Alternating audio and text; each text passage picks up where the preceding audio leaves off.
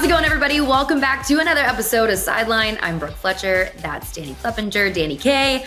Dani, how are you? I'm doing well. I'm very fully refreshed. I think after that long Europe trip, I was a little on edge. I think I was, right when I came home, my family was here, which was wonderful. It's so nice to get to see them. That was the whole point of moving back to the West Coast, is to see them so often. But I think it took everybody getting out of the house, my sister going back to school for work, for me to just kind of recharge for a second. Got a little bit of beach time, some good workouts. We're back into the routine. Did all the appointments, your lashes, your nails, your tan, your everything. It's amazing what a spray tan can do for your confidence.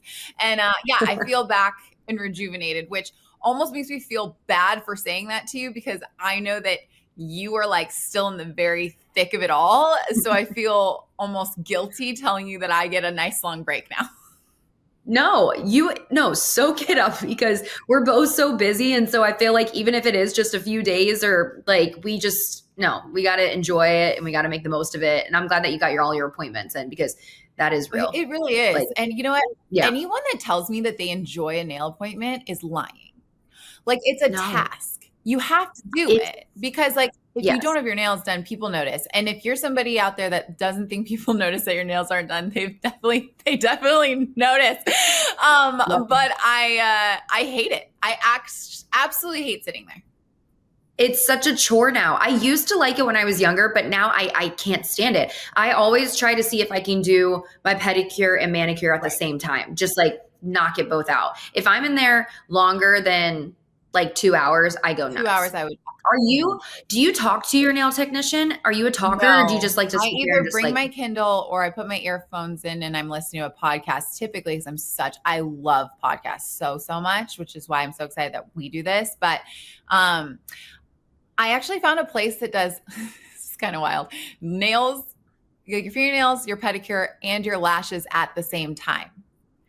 So I gotta be honest, initially when I did it, I was like, this is the best thing ever. I'm going to be in and out, hour and a half, everything's going to be done. And I just don't have to go to another appointment, which is really nice. But I will tell you, while you're laying there, it's very restless to not have control of any of your limbs. Like, you got nothing going on. You can't touch anything with your hands. You can't move with your feet. Your eyes are closed. So you actually don't know, like, are they painting your pointer finger right now? Are they painting your middle finger? Like, are you shifting too much? Like, they're putting it under the light. Like, are you going to hit something? It's almost too much stimulation for an hour and a half. But when I'm done with it, I'm happy I did it. So it's like, jury's still out on if it's like going to be my go-to thing. That's such a smart idea, though. Like, just people, we don't have time for that. We just need to get in, get out. But I don't think I could do it, because I'm so ticklish when they, scrub the bottom of your feet. I always twitch. And so I would mess up my lashes. So I don't think I can do that. But that's a great idea, though. It's not too bad. I wonder if they have something like that. Leave it to Orange County to have a bougie way of getting through all your appointments nice and efficiently. But wait, you were just in New York City, which... Yeah, I just landed like a couple hours ago. You just got off the plane? Wow, you look adorable. Yeah, so that's why I look so lovely. I think you look adorable. That's wild. I don't know. Oh, thank you. New York is so fun. New York is New York, right? Like, every time I land there, though, like, because I used to live there for a couple years, so I got to see like some friends. I got to, go to dinner with them, and obviously I was there for work. But I always feel like when I go back to New York, I'm like, man, I miss it. Like, I could totally live here again. And then by the end of the trip, I'm like, no, done. See you, bye. Like, I'll see you in a couple months, or maybe even a year. There's so much to do. Like, Chicago's the perfect balance, because Chicago, there's a ton to do, but you can also be like a recluse at times if you want to, or you can go somewhere and not feel like you're going to run into somebody. Right. New York City is on the go 24/7. And when you're there, I don't know if you feel this way as well. When you're there, you kind of feel like you got to do all the stuff. Right. No, I feel like you can't just like be in your apartment or be at your hotel. Like, you feel like you're missing out on stuff, which, because there's just so much to do, but it's just a little overstimulating. And can we talk about how expensive freaking Ubers are? I know everybody's like, why don't you just take the subway? And I get it. Like, but at the same time, typically I would, but at night it's a no for me, fam.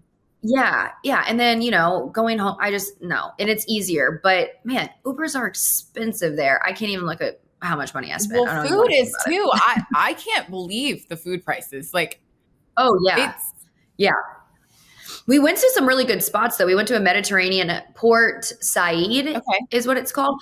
Oh, and it's also in this area called Hudson Square. So I was talking to one of my good friends. And so I guess a lot of companies like Disney's putting their new headquarters around there. A lot of companies are kind of moving out of Times Square now. And they're moving, this is like this new upcoming area, Hudson Square. Have you heard of it? No, but sounds interesting. The next time I go, I'll have to look it up. Is there good restaurants in that area? Like, are they new restaurants? Good restaurants. And it's just kind of, it's near Chelsea. And I think it's just kind of becoming like this new like up and coming area. And it's expensive though. They say it's like Soho, or it goes Tribeca, Soho, and then Hudson is like the next most expensive place in so that place was called what? Port something? Port Said. Okay. And then you go to dinner? Because dinners in New York, we need to make a list. Like, where's the places? Well, my friends, like they had great recommendations. And then we, Sartiano's, I might be mispronouncing that. That was really, really good. Italian spot. So we did that. And then what I love about New York too, though, is that, okay, so we went to dinner last night, right? And then we're like, you know what? Let's go get a drink somewhere else. But you can walk down the street and you can just stumble into like a hole in the wall bar, or everything is good there. So that's the one thing, you know, I do love about it. We were having our little Sex in the City moment last night, just feeling, you know, very free, wandering New York. Oh, I love that. Fun. Wait, what time were you off work? So we got done, our game, well, we had an early game yesterday. We were supposed to have a night game and it got pushed up because of rain. So that's why I was able to go to dinner with them last night. It worked out great. Nice. So it really did turn into a little girls' evening. Yeah. So that's why I stayed the extra night. So yeah, it was good. And then do you feel like when you're on the road this much and you get like just like one night with your girlfriends or one night to do something semi-normal that it resets you? Or is it almost too much stimulation for you to have to do friends, catch up, talk, and then you're talking all day at your job? Like, is it a reset or is it not? Yeah. That's a good question. It can be. I think, you know, I don't get to see my friends as often. And so, you know, being around them, I think it brings me a lot of comfort because it can be kind of lonely, especially with Jake not being here. And I feel very isolated, not seeing my family, not seeing my friends. And so it does recharge, I think. But at the same time, too, to your point, like we're talking all day and we have to be on all the time. And so sometimes like I just want to be at home and just, you know, not talk to anyone. So it can be a little draining. I guess it just kind of depends. I think it depends on the friends too sometimes. Like if it's people you've known for a long time or have a general gist of what you've been up to and you don't feel like you have to dominate the conversation, that helps a lot. It doesn't mean that you like one friend versus another, but some friends take a little bit more energy than others depending on like where you're at. So I totally get that. But look, go ahead. No, I was just going to say, and I mean, I think we're both thankful that we do have friends that like understand. I saw this video the other day and this girl was like, you know what? Like I'm at that point in my life where I like friends that are like, you know what? If I don't see you in for a couple months, like that's great. We just pick up right where we left off. Like we don't, and thankfully those are the type of friends that we have. Like, like they get it. Mm-hmm. They get that we have to recharge. They get that we're gone all the time. So it works out. Yeah. Because even though we're not talking to them, we are talking in general all the time. So it does get to be a lot. Yeah. And look, we've had such fun podcasts. I feel like over the last few weeks, we've talked to such cool guests, but it's been a while since you and I have gotten to just yap. So I feel like it's nice to just have a catch-up week, especially for you. You're 1/3 of the way through your first season as a MLB baseball reporter, like in the thick of it all. I can't believe it's already 1/3 of the way through the season. I'm kind of curious, has anything surprised you or been harder than you imagined or easier than you imagined?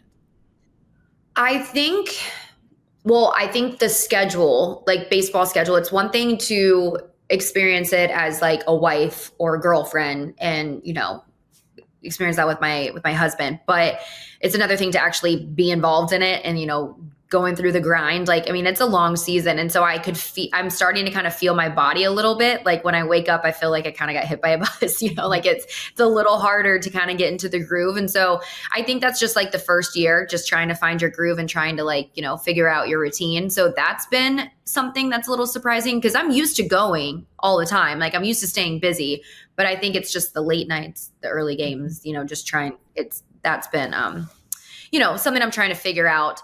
But yeah, I mean, I just think it's been so much fun with this group, in particular with the White Sox. Like, this is a fun group to, these are guys that, yeah, we're not in a winning state right now, but these are guys that still go out and they compete every day, and they're a fun group to be around. And so I've enjoyed that aspect of it. But to your point about being super, just like your body feels it, isn't it so weird that you can wake up and feel sore after like a lot of working, when you're like, I don't exert any physical activity towards my job at all, except what does that say about me, though?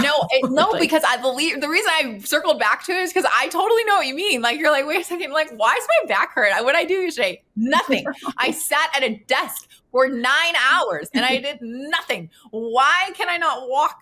And I swear it's such an interesting thing, but I'm sure other people in other jobs kind of feel the same way. But I'm curious, I'm curious if you get this. I start to feel, when you get your period every month and you get a little emotional, I start to get that way when I'm overwhelmed work-wise, like that. I start to feel the soreness in my body. Like, if someone says one thing like sentimental to me, like I actually lose it. No, I'm the same way. Jake can tell when I just get irritable, and I'm very sensitive. Like, Jake can tell when I'm getting tired. He's like, you need to go to sleep. He knows me so well, but it's true. It's just like, you just need to recharge. And I'm so excited. Like, I have these 4 days, and, but I know there's a lot of people that work, a lot. And so we're not complaining one bit. We're super thankful and appreciative, but I am excited just to have these 4 days, just kind of recharge and maybe finish binge watching a few of my shows. So wait, it was Bravo Day at Citi Field. Yes. I'm so glad you brought this up. You posted the scoreboard or something, and you're like, it's Bravo Day. This is a day I can get behind. I could get behind that. I almost flew to New York. I'm like, who's she meeting? And why? How do I get there? So I was like, I need all the details, all the celebrity sightings. But you're saying that it was Summer House people. It was Summer House, which I'm not a Summer House person. If we're being completely honest, you are. Okay. So this is my theory, even though I'm not a Bravo girly. Like, although I know you and Joshua, you guys have tried to get me in on it. So maybe I'll do that this weekend. But anyways, I feel like Summer House cast is like the C list of Bravo celebrities. Mm-hmm. They're like, I would say they're the A list of the Bravo celebrities. No way. Summer House is such a big deal. So I don't know. I know you're into fashion and all of that. So Paige DeSorbo, have you seen her Instagram before? And her and this guy named Craig Conover broke up, and it was all over the news. So Paige is like got millions of followers. Hannah Berner, have you seen her? Do you know who I'm talking about? If you show me a picture. Hannah Berner has a Netflix special. She's a comedian. She started on Summer House. She ended up getting fired off Summer House, but that's where she got her start. So it's really. How do you get fired off of Summer House? Well, long story. Actually, she's a friend of mine, a huge tennis fan. But she. It's a convoluted, longer story. Okay, but it actually she's doing fine now. Yeah, that's all that matters. Really well for her. They have one of the most successful podcasts, her and Paige, like in this genre than anybody else. They have a book coming out. They literally have a tour of podcasts where they sell out big venues, which is unbelievable. Wow. They were on Jimmy Fallon, Jimmy Kimmel, all the things. But they came from Summer House. So it was really interesting that you had a Summer House situation yesterday, because yesterday was the premiere of the reunion. So not premiere, I guess was day one of the reunion or whatever. So Morgan and I are on the couch drinking wine, and I was like, Brooke saw some of them today. And she was like, which ones? I was like, I got to ask her tomorrow. So do you have any idea what they looked like? Describe them to me and I can tell you who they are. So one guy's saying, good. I would say good-looking guy, tall, dark hair. Do you know who it is? Yeah, Jessie Solomon? And he kind of sounds like Frank Sinatra. Who's this? Okay, Jessie Solomon. So, do people like him? Yeah, he's like, a big smile, right? Yeah. He seemed like a cool guy. Yeah, very cool. He's a bit of a dog on the show, but he's like known for it, and he's like one of those guys that you just roll your eyes at, but he's very entertaining. So love that. Okay, who else? Had a good voice. No. Here's the thing. They were there. I believe they were on the field before. What did he sing? God Bless America. Really? One of those. Yeah. God Bless America or the national. I don't know. I'm like, when you're just like, because you're trying to do the broadcast and stuff and you're going in a million directions. But yeah, so and then there were other people around, but I was trying to keep an eye on, but we were also doing the open. But yeah, but it was funny because they had the Mets players. So when you watch reality TV, you have the sit downs where they're doing like the interviews and stuff. And so that was kind of like their headshot. It looked like a Real Housewives kind of like sit down thing. I thought that was kind of cute. Really cute. Yeah, but I was like, what a great theme. I was hoping Andy Cohen was going to be there because I do love Andy Cohen. If you were the Cardinals, he'd be there because he's a big baseball fan, huge, but St. Louis Cardinals fan. He's from St. Louis, so he is a diehard Cardinals fan. Wait, I didn't know this. Yeah, he has all Cardinals memorabilia behind him at those Watch What Happens live situations. Yeah, massive, massive Cardinals fan. Oh, I had no idea. Yeah, which is really fun. And I am such a fan of Bravo. It's actually disgusting how much I consume that television. You do love Bravo. You and JP, you love it. And here's the thing. I try. Is Travis into it? Have you gotten Travis into it? I got him to watch some Summer House, and he gets really upset when he has something to do on Wednesday nights when Morgan and I are watching it because we're not stopping for him. So like, if you're not here when we're watching it, like you snooze, you lose, pal. And yeah, but he does. He gets into it. He rolls his eyes a lot at the housewives, but he's fine. He can live through it. It's just an hour. I try to get Jake into it. Like we try to watch Love is Blind. And then the whole time he's just like, this is dumb. This isn't going to work, And I'm like, yeah, we know it's probably not going to work, but just like embrace it. It's just it's entertainment, right? Okay. Some work. And that's why we stay watching because it's very, but what's funny is like for The Bachelor, for instance, like guys act like they hate this stuff. Like at first, they're like, I'm not watching this. I'm not going to watch this. And then they watch one episode, then they watch 2 episodes. They love it. Mm-hmm. They love it. Mm-hmm. All the cattiness. Yeah. So maybe we should watch Summer House. You think that over Real Housewives? Yes, for sure. Summer House over Real Housewives, but there's a lot of seasons going on. So you're going to have to start somewhere at like season 4 or 5. Of Summer House? Yeah. Start later. Is it like the Real World? Like what? What's the premise? So it's basically all these people that, I guess it's kind of similar to the Real World, except all these people live in New York City and every weekend they drive to the Hamptons. And so it's basically their weekends in the Hamptons during the summer. And they throw like parties and stuff, but they all have they're all friends in the city and they see each other occasionally in the city. But the idea is that they all catch up on the weekends in the Hamptons together.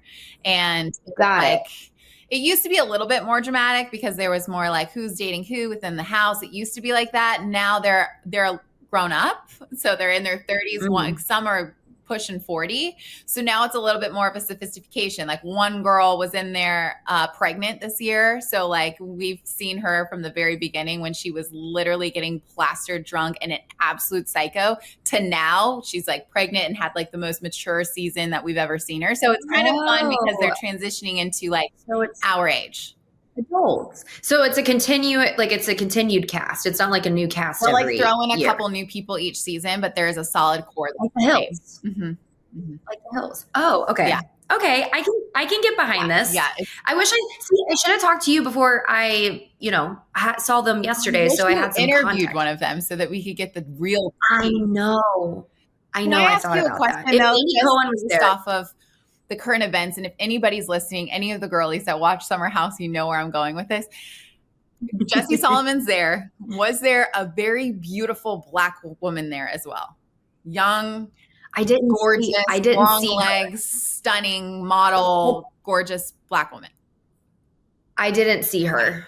Okay, there we have it, people. Jessie Solomon was not out with Ciara at this game. Okay, that's what we wanted to know. Oh, I was on the verge of having really good tea and I didn't even know it. See, this is why I should have talked to you because then my eyes would have been peeled. I would be like, screw the game. Yeah, exactly. This is what I need to let people know. Oh my gosh. It's not just I would have done an in-game report. By the way, so you guys know she was not hanging out with Ciara here at the baseball game. I am curious though, have you been watching all these other shows? Because there's some really good TV on right now. Oh yeah. So Sirens. Okay. On Netflix. I've heard it's absolutely unbelievable. Tell me about it. Give me a synopsis. Sirens is so good. I have one more episode left. So the girl she was season 2 of White Lotus. She's in it. I forgot her name, but she's awesome. So it's about her and her sister. takes place in the Hamptons, and her sister's like an assistant. And then there's just like weird things are happening, and kind of goes into like their backstory. And they think this, well, I don't want to give it away. Well, it's really happens, good. But okay. So is it mysterious kind of like it's like a dark comedy. It's a dark comedy. Okay. Mm-hmm. Okay. Yeah. But Kevin Bacon's in it. Like it's a great cast. So Kevin Bacon is in. Oh, that is Sirens, the one on Netflix with the sister. I have seen a couple episodes of this. Do you like it? Yes. I didn't realize that's what it's called. That is, yes. So far, I like it. I have more episodes to go. I binge watched it in like a day. I have one more episode. But okay, so I found out that Margot Robbie and her husband started a production company, and this whole series is under their new production company. I didn't realize that. Oh, that's really cool. Yeah, fun fact. I saw it. I was reading about it yesterday. But so I watched Sirens. Jake and I watched The Last of Us. I need to start something else, though. Have you seen The Pit or heard about The Pit? No. Okay. Is it reality TV? No. I promise from now on, I'll only tell you about real TV scripted television. This is called The Pit. It's on HBO Max. It's the entire season. There's 15 episodes, and each episode is an hour of life in the ER, working as a doctor or a nurse. And it only covers one day. The 15 episodes are one day at work. And it's so realistic. There's no bells and whistles in it. There's no like music track behind it. It's the most realistic, and what I would think is the most realistic take on what happens in an ER. And it is gut-wrenching. It's interesting. It's gory. So if you don't do well with seeing some blood and stuff, you start to get immune to it by like episode 3. But the first few episodes, you're like, oh my God. But my mom obviously just retired from nursing. Clap it up for Tammy. But her coworkers said that down in the ER, they say that this is the most accurate depiction that they've ever seen on television of what happens in an ER. And it's really fascinating. I watched it all in 2 days. 15 episodes in 2 days shows you how much I've been doing. Wow. Wait, I want to watch this then. So it's a scripted series, but it's very reflective of like what actually happened. Yeah. And if you watched ER back in the day, I did not, but this is what I heard. The younger guy in ER is now the head guy in this series.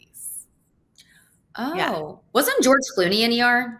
Isn't that how he got started? You might be right. I have never seen it. But that's just a fun fact that I don't know a ton about, but I did hear that. Neighbors and Friends with John Hamm. Have you seen that? No, but you are the second person to tell me that I need to watch it. Kate's been she texts me all the time. Kate's like, have you started it yet? Have you started? And apparently it's great. First of all, Olivia Munn is the most beautiful human being. I can't get over how hot she is. Like, she's gorgeous. And she's stunning. So stunning. I also can't get over that that's Aaron Rodgers' ex, because I see Aaron Rodgers and her as they're not the same for me. What is Aaron Rodgers doing these days? Where is he? Has he signed with the team yet? Sure hasn't. I looked the other day. Sure has not. In case anybody needed a football update, because this is a sports show. Yeah. You think he will sidetrack? Do you think he's going to sign somewhere? I don't know. A lot comes with an Aaron Rodgers. Did you watch that documentary on him? Speaking of, I didn't, but I heard it was very interesting, and I don't want to say, I don't want to throw out. Yeah, it depends on like your opinions and where they're at, but it's okay. I mean, it was a little Looney Tunes for me. I'll be honest. They went and did Jordan Poyer is a friend of his, and he does all of this like ayahuasca stuff, and he went to Oregon State, and I'm a big Beaver fan, so it was interesting to see him in there as well. But to watch all of that go on, it's not for me. I understand that for some people it's very therapeutic and they love it. For me, it's a little too much, and actually probably borderline makes me uncomfortable is how I would probably, but people are probably going to tell me you're uncomfortable because you're not used to it, and that's all probably true. It's not for me though. I don't understand. I would do terrible, I think, with all that ayahuasca and all that sort of stuff. Like, not being able to have control over your own body, like that freaks me out. Like when people, I don't know how people do drugs. I don't know how they do it. I think they go to the bathroom on each other or throw up, or like, I don't know. What? I could be wrong, but I definitely listened to a podcast with 𝗪𝐿cie HENDLER about this before, because I know she's a big advocate for it. because I just am trying to understand like what makes somebody want to do this. Right. After watching that, I still don't know, but I'm glad it works for some people. Wait, so did it go into all like the whole process on his documentary? Maybe I should watch. You should watch it. But okay, if we're going to talk about football documentaries, first watch Brett Favre's. Was it so good? It just came out. It is so interesting. It's 1 hour, so it's a very quick watch. Everybody, it's on Netflix. It's called Untold: The Fall of Favre. And Brett Favre, obviously a Hall of Fame career. He's been unbelievable on the football field. Off the football field, very controversial. So it's not only going through, eventually you get to what's going on with his finances because he's under a lot of heat for misappropriating funds. But the main storyline in the whole documentary is about this woman named Jen Sturger. So I don't know if you remember Jen Sturger.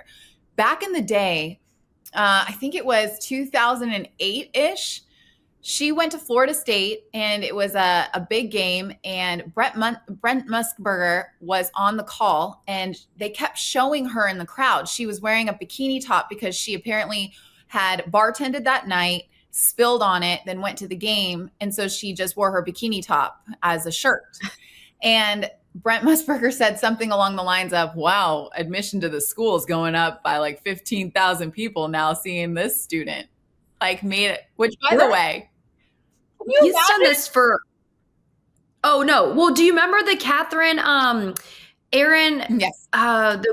Yes, he did it for her, and her career like took off. It was Aaron Murray's girlfriend. Is that who that was? No, not Aaron Murray. He was the Alabama quarterback, AJ McCarron. AJ McCarron, yes. Who's now his wife, I think. Yes, and they have, I think, like kids. Like they're happily married. But that's so funny. I didn't realize he had done that prior with somebody else. Okay, so how does she get back? Yeah. Long story short, she gets on Deadspin, Sports Illustrated. Everybody picks her up. So then she becomes like an iconic fan in the stands. And she's like dressed hot. Then Playboy wants to do stuff with her. And she was fully honest in this documentary about how I realized my sex appeal was getting attention. So I capitalized on it. Anyways, I'm getting hit up by all these sports companies. Sports Illustrated gave her a TV show or sports style magazine style show. So she's now in the reporter space. I use quotes because you're not being a reporter, but you're covering different things around sports. So it works. Anyways, she gets a job with the Jets when Brett Favre moves over to the Jets. She's basically doing what it seems like is like in arena hosting. So she's not like the team reporter where she's talking to the players, but she's around the event of a game. And apparently there's this whole long story about how he's texting her, gets her number from people. He's harassing her. He's texting her, sends her explicit photos and all of this stuff. And she started telling people about it and how it was making her uncomfortable. And she lost her job. And she never wanted to tell anybody. It's like she wasn't trying to have this story come out. Deadspin, do you remember Deadspin? Deadspin is one of the first people that launched her, like talked about her when she was Florida State fan and gave her a lot of her notoriety. She was talking to the guy that owned it at the time, told him about this story, but supposedly she just told him about the story, not for him to do anything with it. It was an off the record, just chatting. He was like, you know what? I'm going to post this. So he posted this and basically said that here's all the messages, here's the emails, here's the correspondence from Brett Favre to this woman. Brooke, they've never met. Brett Favre and Jen Sturger have never met before. She's never spoken to him in her whole entire life. But they have like voicemails and messages from Brett Favre to her phone. And because he was kind of harassing her at the time. Right. But she never was responding. She wasn't interacting with him. And she got fired. Nothing. What did you ask? That? No, and she got fired. He was harassing her. Wait, how did I not hear about this? Then she lost her show. She had some other show. And anyway, she wanted to be a reporter, wanted to be like the next Erin Andrews because, don't we all when we get into this business, right? And she never got hired again. Which isn't that just Crazy how, yeah. So it's, The industry. isn't that wild? It's so interesting. Yes. You know, 𝗻𝗁 Hill is in this, and she talks about, you know, he's not going to get any repercussions for things like this, but she is. And they didn't even meet. And it made me think of a bigger conversation. And this is an uncomfortable one in general. So don't feel like you have to talk about it. But I will. No, I mean, I think it's, keep going. I will say this is a very normal thing for a female reporter to go through. Yeah. Only we have to actually talk and interview these people and pretend like this isn't happening behind the scenes. And I think she got let off a little easy not having to have to interact with him. Oh, I know. I mean, my thing is, I mean, I just don't understand how, well, first off, how did he even get her number? Like, first off, how are you passing around, like. A staff member gave the number out, which is a no-no to begin with. Right. You shouldn't be allowed to do that. What is she doing now? Is she. I looked it up online. Comedy. She lives in LA. It looks like she's probably still doing okay for herself. I feel really bad for her because she wanted to have this big career and she was getting a lot of notoriety in a lot of places. She probably could have had a huge reporting career, even though she hadn't done that quite yet. It doesn't mean that she wouldn't have. She had, you know, a lot of ambition to be able to do it. And she had a lot of attention and a known name at the time in the industry. And it just, I feel for her. So when I say I think she got away easy, I don't mean that in the sense that she didn't go through a lot. I'm just saying that, you know, I've been in situations where a coach you're supposed to cover got, you know, you have to give your number out to like correspond these conversations and interviews. And I've had situations where coaches have had my number and they've gone through my entire life Instagram and sent me photos of my bikini pictures and said, like, are you showing up to the interview like this? Oh, and you have to go to the interview and pretend like that didn't just happen.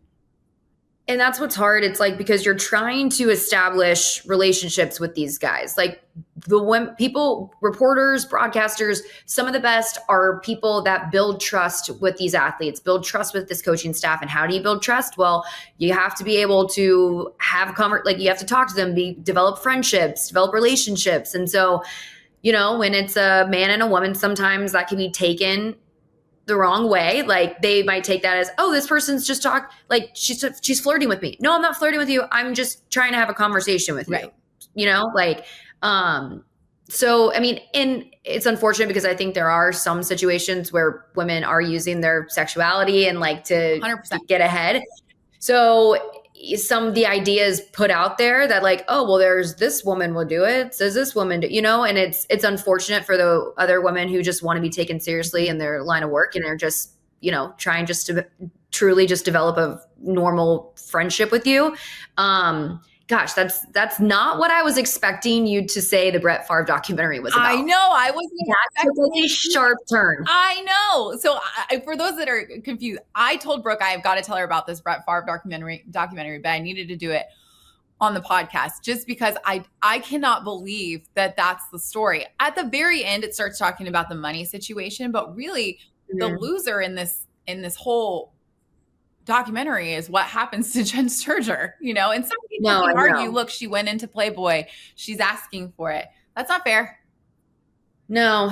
And that's the thing. It's like, you should not, first off, she didn't give him her number. Right. So you shouldn't be giving her number out. And then she wasn't responding, yet she gets fired, which is crazy. And then he still gets to just, you know, go on with his career. And what I want people to know, if you're watching this and you are one of those people that are like, oh, she put it out there, or one of those people that say to me like, oh, you've posted in a bikini before, it's your fault that you've like had that out there. Well, okay, well, how about some coaches that message you and they sit out there and they say, oh, you have to wait on me, haha, I'm going to take my time in here, haha, you know what I mean? Or text you from across the way in the middle of practice and say, wow, you look beautiful today. Look at those pants on you. Look at this and that. Like, and you're supposed to go interview them like nothing happened and not bring it up to anybody, because you will end up like Jen Sturger with no job. Yeah.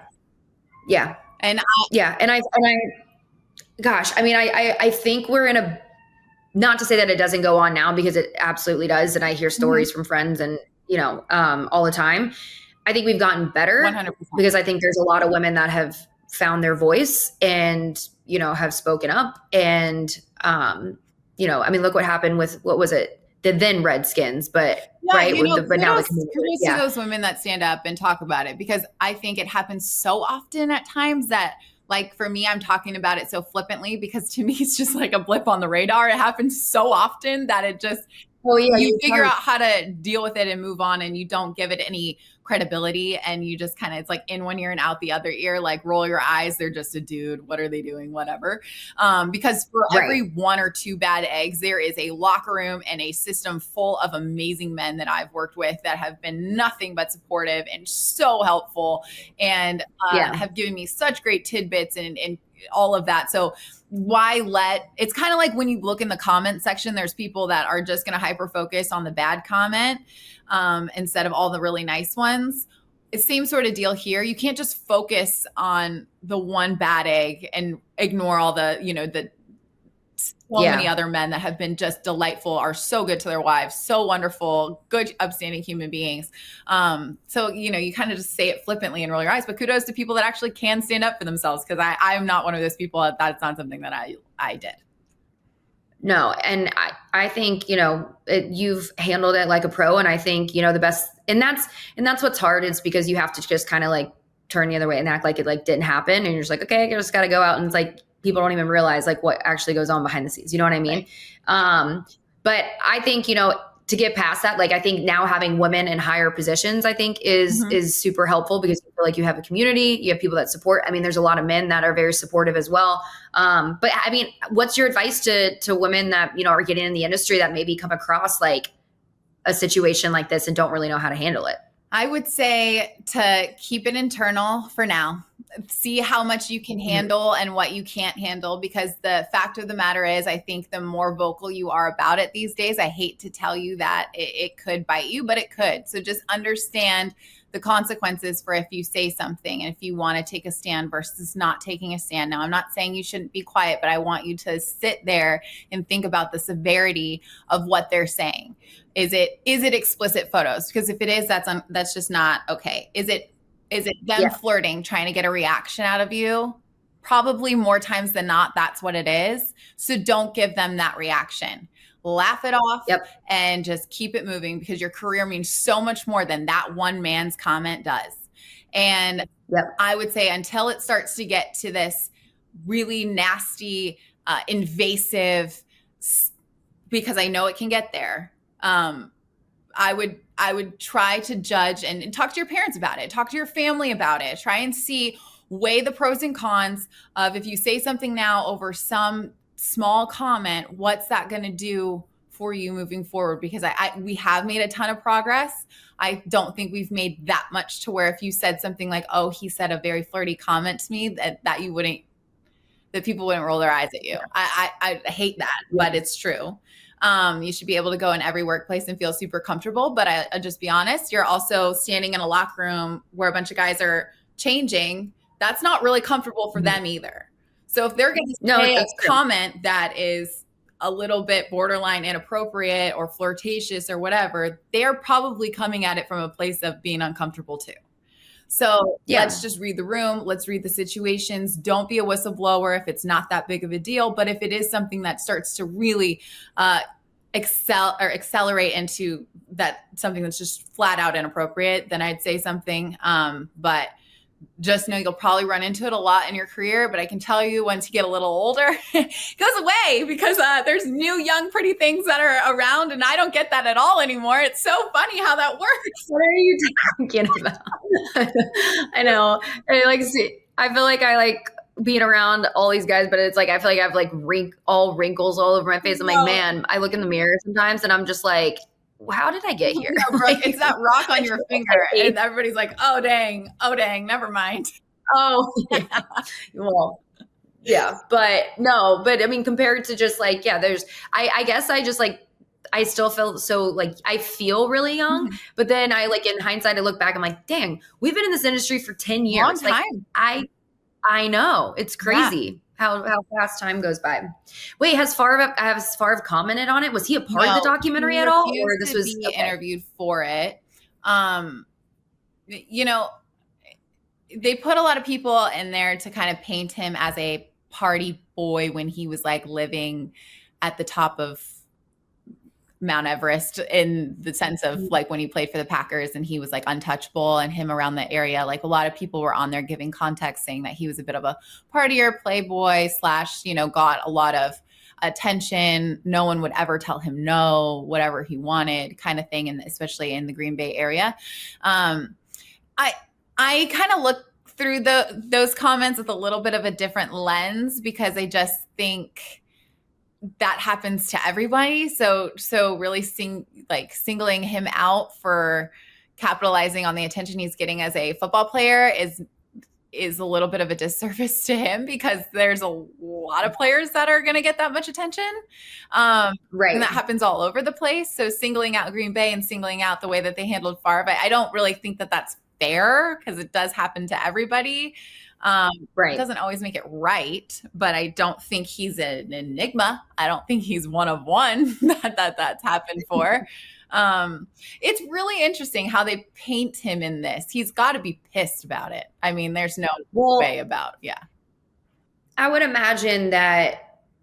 I'm curious if they even approached him at all, like, because they're using how does that work? Like, if it's Netflix, they're doing the documentary on him. So maybe they wanted to see if he had any comment. I'm sure they assumed he wouldn't have a comment on it. I mean, people have asked him about this stuff in his press conferences before, because this was a national story back when it was happening. We were slightly too young to where it would have been talked among us, because I do believe it was we didn't have social media the way that we do now. I believe it was like in 2011, 2012. So we would have still been in college. Probably. I'm trying to look. What's her name again? 𝗫 is her name. But yeah, I feel for her. I feel for the people that he's supposedly. Yeah, you remember her, right? I remember her now. Yeah, I had to see her and put the name to the face, and it did definitely ring a bell. I feel bad for all the people that he screwed out of all this money. I mean, that's not fair either. If he is, this is allegedly, no one sue us. Allegedly. If it comes out to be true, what a bummer for so many people. And that sucks. But it's a very interesting 1 hour watch. No, I can do an hour. I think maybe I'll watch that after we do this. So that's not what I was expecting you to say when you said the Brett Favre documentary. But what's with Green Bay and their controversial quarterbacks? Let's hope Jordan Love is not controversial, because I really like Jordan Love. I love Jordan Love. I actually covered him. I love Jordan Love. Yeah, I covered him at Utah State. Chicago fans, sorry, we're not supposed to like Jordan Love, but I think he's a good person, and I can respect that at least, okay? Even though he does play for the enemy. Exactly. But we got to give credit. Because Edgar Perez got in our chats and said, boo. Oh, boo. Oh, boo to you too. Look, there's, you got to watch that. Let me know how it goes. I'm sorry if I went on a tangent off that, but it is really No. Well, and I'm glad that we did talk about, because it does shine a light of like being a woman in this industry, and just like, I don't think enough people like talk about it. You gotta be strong. And come on, women out there. You gotta be strong. Yeah. You have a good head on your shoulders, Exactly. Oh, are you okay? I know you're watching tennis. I don't even need to ask you. They honored Rafa the other day. The Rafa ceremony was fantastic. Shout out to everyone at Roland Garros that put that on, from the 𝗻•cie Rafa shirts that were all coordinated to the shirts that were all white that spelled out Rafa in the rafters, to the people that allowed not only the big name players like a Carlos Alcaraz, 𝗵liche Swiatek, but other players were there too as well. Just, I had friends that went to it that were able to view it, and shout out to them for putting on what an amazing ceremony. Now, Rafa gave a great speech. He was very obviously emotional through it all. But what a send-off. I mean, it was crazy. You had Novak Djokovic, Roger Federer, Andy Murray there to help honor him. The big four were reunited once again. It was special. It It's unbelievable what he's done at the French Open, winning 14 of them. That's just mind-blowing. And the first one he won when he was 19 years old, which is just crazy. And I don't know if everybody has seen that there's a trend right now that jorts are in, but Rafa wore these long capri pant short situations that went well past his knee when he won his first French Open. I'm very confused on how he was able to move in those things. You would think they were a bit restrictive, but apparently not. But it was an unbelievable ceremony. And then they topped it off with a plaque on center court that will be there forever. It's his footprint. What a way to honor him. And I don't think that he got the send-off that he deserved at first. When he was initially being done at Davis Cup. This was unbelievable. I mean, he's the king of clay. And I was getting emotional just because you feel like you've kind of grown. I mean, as tennis fans, like you grew up just watching him. It was just that familiar face. It was that comfort when, obviously the world of tennis is going to be different without him. But that's a great tribute for him. And, I gotta say, I have to see these pants. I feel like it's a very European thing, right? Like, wearing I want to look. What do you call them? Capris? What do I say? Rafael Nadal wins first French Open outfit. That's what I'm going to look up right now and see if I can find this photo for Brooke. Here we go. There you go, my friend. So, what do we think? Oh yeah, he played in those. He played in those and won at 19, which is just insane. That's impressive. I know, they're very long. Do you think we have? Who do you think is the next Rafa? I mean, nobody can be, and I hate to play comps, I hate to compare sometimes, but as far as just overall aura, the impact on the game, who do you think that next guy is? It'll be Carlos Alcaraz. I don't know if he'll reach as many as Rafa because that's just unbelievable. I mean, I think we have to take the record for what it is, the amount of not only slams that he won not on clay, but the ones that he just won on clay is a feat of itself.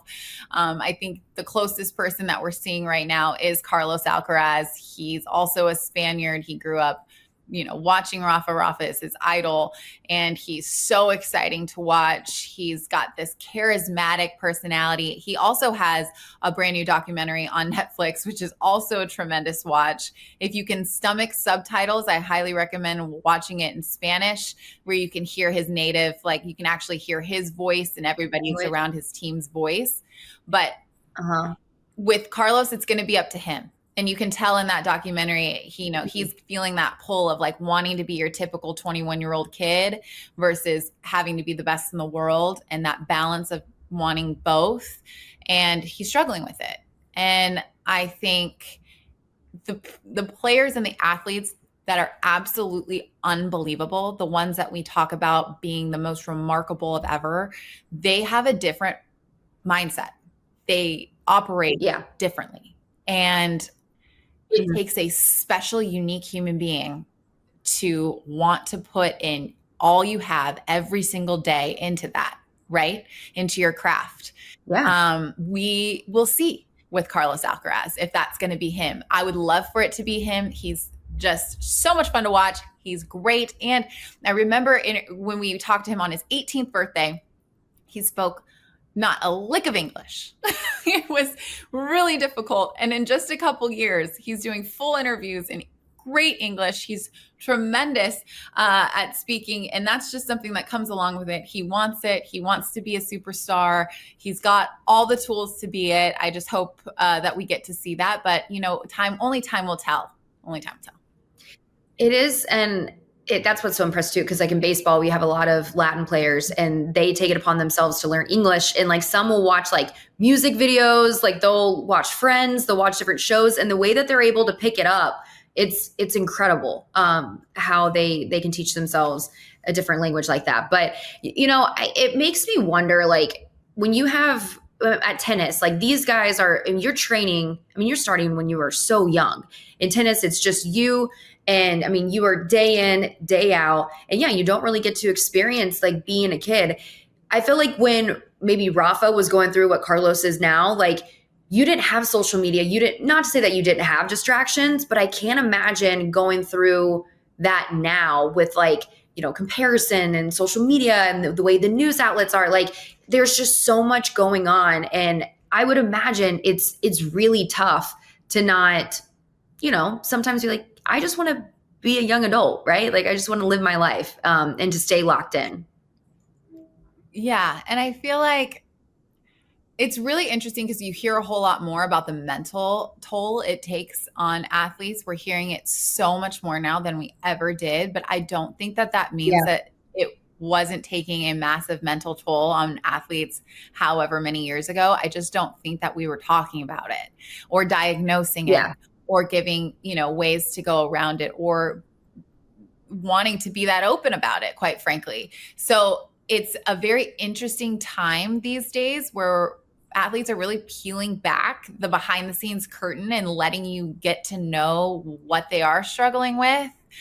Whether it be, in tennis, you only have a month off. The schedule is brutal and they're playing constantly. And so the emotional toll, the mental toll, if you live in the other thing that, tennis has working against them that other sports may not, and this part's really interesting. If you're an Australian player, you're too far away to go home. So you're probably gone the whole year. The number one player in the world, that's a good point, retired super young not because she didn't still have it. She was at the top of the game. She retired because she just wanted to go home. If you're European, you're jumping, maybe an hour and a half flight here and there to go to different tournaments. But when you're in certain countries, you can't go home in between. So you're just constantly on the road. You're constantly in a hotel. Like that's a lot. It's a lot on a person. We were just talking about at the beginning of the episode, like how we're sore from just sitting at a desk talking, having to work that much. I mean, I know for playing a sport, like it's really interesting how athletes are peeling back that curtain and letting us know like what's bothering you. Yeah. And I think like we appreciate that authenticity. And I think it's such a unique, because of social media and because, these documentaries that are coming out, like people want to know, like people will appreciate what they're doing. I feel like so much more. We often forget that these guys are humans or these women they're human beings. Right. So no, I think that's great that we're able to get this access, and gosh, I can't imagine like how lonely it can be.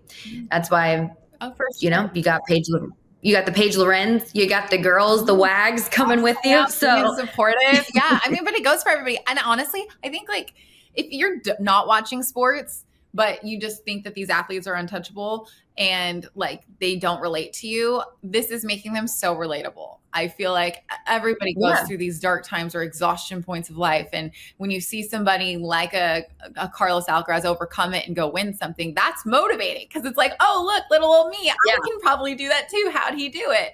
What's he talking about? I feel like it's motivating even if you're not a big sports fan. The fact that they're talking about it, putting it on a platform out there for so many people that are sports fans, letting people talk about it, it makes you feel less alone in that moment, I would assume. I agree. I completely agree. Dani, I think your connection is struggling. Oh, no. Is it? That's tough. That's tough. You know what that means? It means our bodies are struggling. We're done yapping. What'd you say? It means we're done yapping. Can you hear me? Yes, I got you. No appearance from Ben. Yeah, he's right off here to the side. Can I tell you something really quick before we go? I locked myself out of the house today and couldn't get back in. So I knocked out a air conditioning unit to try and climb in the window, but I have window stoppers so that they don't open very far. So I ended up getting I'm just going to end up telling people how to break into my house, but I essentially used all the tools outside of my house to get myself inside. And I realized that a cat is so unhelpful. He's like running around. He's looking at me. I'm like, can you pick it up with your mouth and just bring me the key? You're so close yet so far. Wait, first off, you lead with this. Like you had to break into your own home today. Yeah. And two, did you not want to call a locksmith or...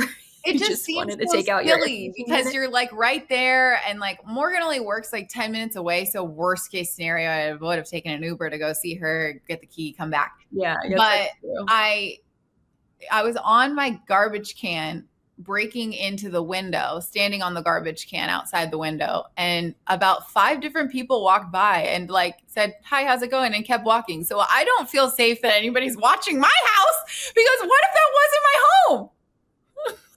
What are we doing? Yeah, the fact that they're like, you don't think that they would wonder why is this woman just like standing on a trash can, like trying to break in, you know, like. Good morning. Yeah, don't mind me. I'm like got one half my body through a window, but like, don't worry about me. Okay?